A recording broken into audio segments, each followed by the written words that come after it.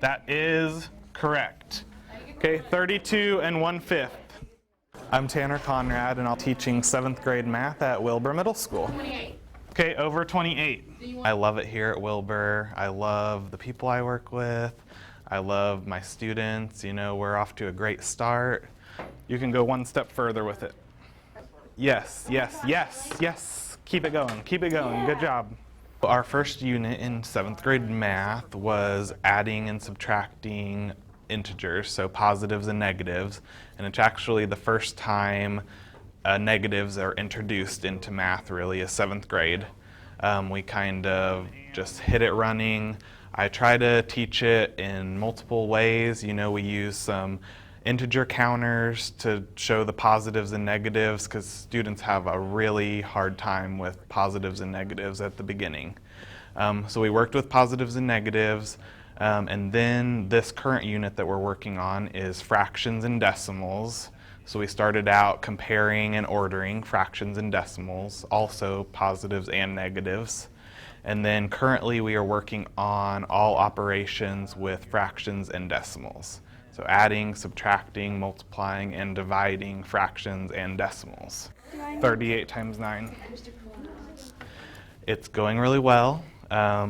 Students kind of, when they hear fractions, they freak out, but I've been trying to make it a little better for them. We've been doing some fun games. I've been trying to apply it to the real world.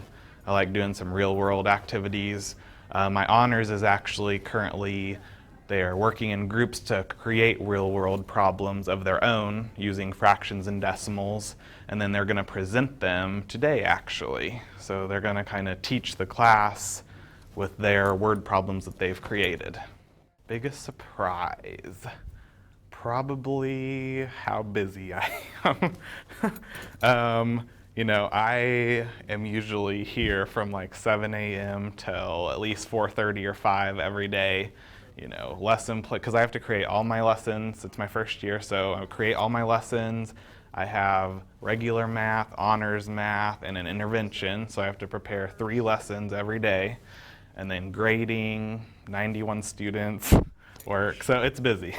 And then communicating with parents, you know, I love every bit of it, but it's busy, and you know, as soon as I kind of get going and get the groove on some shortcuts on how to do some stuff, and once I have my lessons already, next year I should cut out a lot of the time. I'll first speak about my intervention class. They're students who scored really low on the AIMS placement test that we take at the beginning of the year. So they're in Tier 3 intervention with me. And what we do is we progress monitor them throughout that class every week or so to see their growth. And they actually keep track of and chart their own growth so they kind of have a goal to reach.